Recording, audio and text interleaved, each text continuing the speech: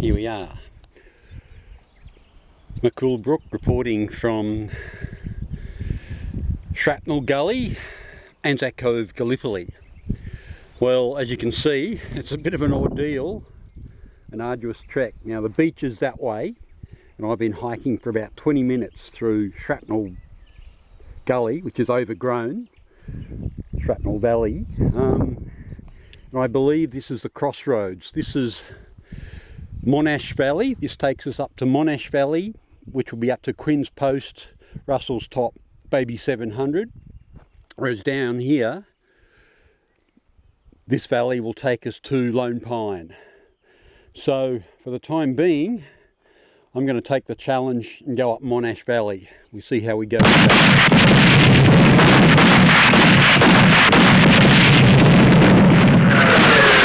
Okay, well finally, I found a trail. So let's follow this and see where it takes me. Hopefully to the top of that ridge there. This is Second Ridge up here. Steele's, Pope's, Courtney's, and then over to Russell's Top. But these are all reserve trenches, or would have been reserve trenches, that we're seeing now, long since covered in bush and scrub. Looks vastly different to what it would have in 1915.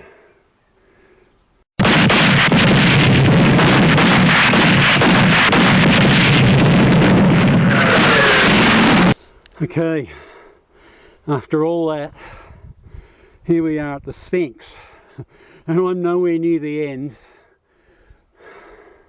of the journey, of the destination, but I think I'm nearly at the end of Monash Valley.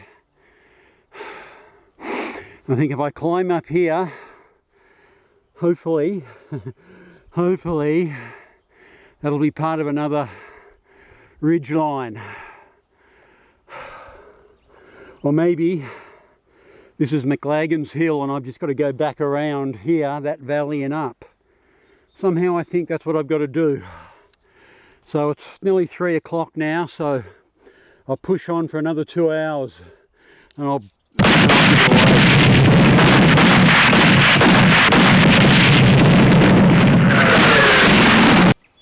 Take in these sights. How could anything so beautiful be so deadly, or have been so deadly, as the battleground in 1915, as the Anzac forces fought their way up through this valley and the one across in an effort to get to the high ground at Baby 700 and Battleship Hill, then cut off the Turkish army, defending the peninsula, and move upon and neutralise those forts that blocked the Dardanelles and prevented the Anglo-Franco fleet from moving up to Istanbul, which Churchill, as the architect of the whole scheme, believed would force the Sultan to surrender and knock Turkey out of the war. Sounds simple, but 500,000 deaths later, he didn't get the victory.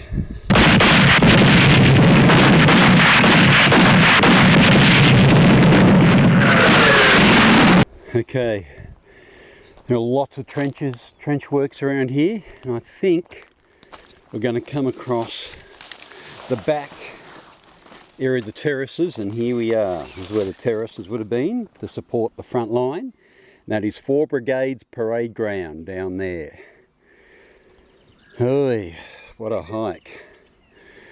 So the other day when I came up Monash Valley, I would have got up, well, I had the Sphinx. That's the Sphinx. You can see the head of the Sphinx over there, just on the top.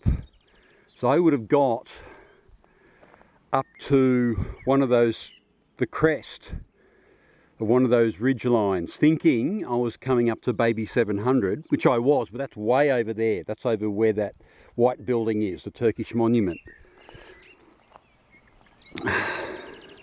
And so here, through that valley, there are the front lines of the Neck, Pope's, Quinns, Steele's, yeah, it's all there. So my mission now is I'm going to go around further and try to get into Quinns Post Dead Man's Ridge, see how we go there, but before coming back here and maybe down to 4 Brigades parade ground.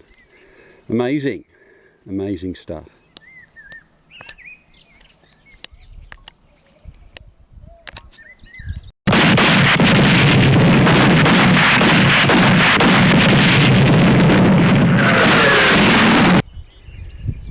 There we have Shrapnel Gully Cemetery.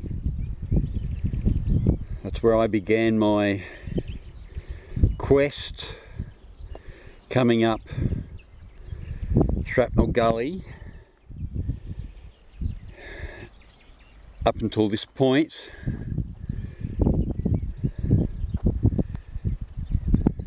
Plugs Plateau here. That's the Razor's Edge, and that's about where I would have climbed up yesterday. The first point when I thought I was at Quinns Post, but I wasn't. Over here we are. See the monument there? Here. So all totaled, given my second effort, I would have got about up to that fork there at the foothills. That's where I would have abandoned my quest 2 days ago, because the scrub and the thickets and the thorns was just impenetrable. But it's good to see it from up here, from a different perspective. And then we can see the battlefield. Now it finally makes sense. Now it finally makes sense.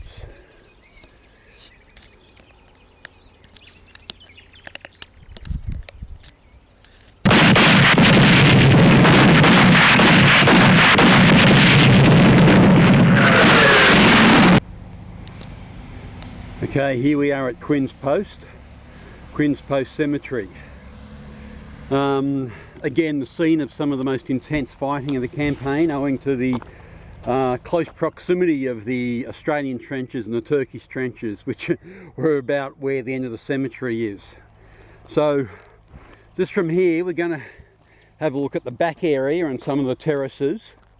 Now we're looking back in behind the Australian lines here, looking back down Monash Valley. So any Turkish penetration here at Quinns Post would have just severed the supply lines and broke the Australian line of defence. So we'll just have a bit of a walk along here into this back area, which would have been like the front line trench positions. Yeah, here we are, his trenches here. So, you know, with soil erosion and rainfall, it's probably not as deep as what it used to be.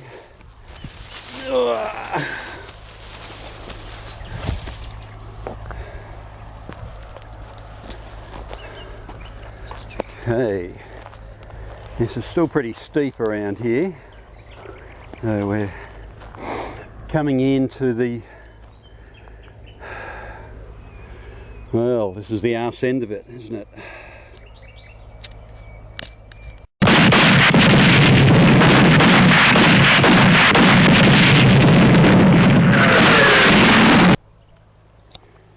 These are the trenches from which 10th Light Horse wrote a bold, brave, courageous new chapter in the legend of Anzac on 10th August 1915, when, as part of the diversion for the British landings at Suvla Bay and packaged with the Australian assault on Lone Pine, 10th Light Horse endeavoured to capture Baby 700. Now, to do that they needed to capture the neck. That's from these trenches that 600 Australian light horsemen charged to their deaths. That carnage is well captured in the movie Gallipoli, when 4 waves of men are shot down by the Turk defenders. And it is from these trenches that they leapt. Knowing that they would die, they did their duty.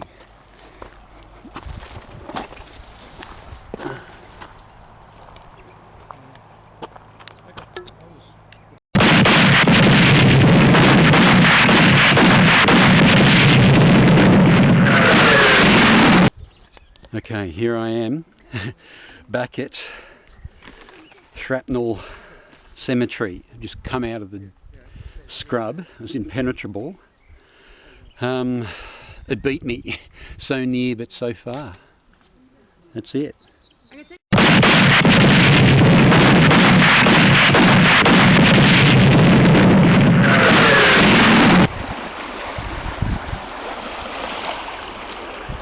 Okay. This is it. This is the end of my Gallipoli sojourn, my Gallipoli adventure. It was fantastic. It was a dream come true to come here and see the legend. The legend that gave a whole nation meaning and a purpose and the beginnings of an identity.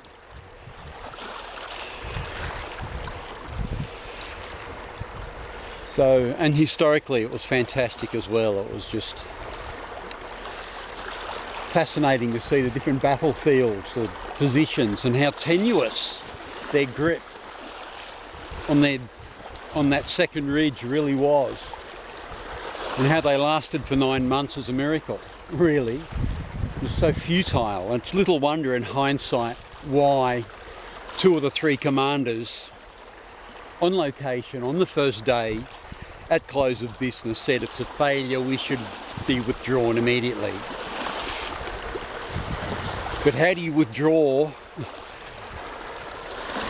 a brigade or 2 brigades from terrain like that when the Turks are already in the high ground shooting at you with artillery and machine guns and rifles? So, yeah. Is that what it means? It took them 9 months to work out how to get off Gallipoli after it took them a couple of hours. That first day really, or by mid-morning, late afternoon, they knew it was over, that they couldn't secure the high ground. That's where they should have been in force, but instead they were further south. I just think it took them too long to get up those slopes. And it did. You try and do it yourself. I've tried it in that impenetrable scrub. It's impossible.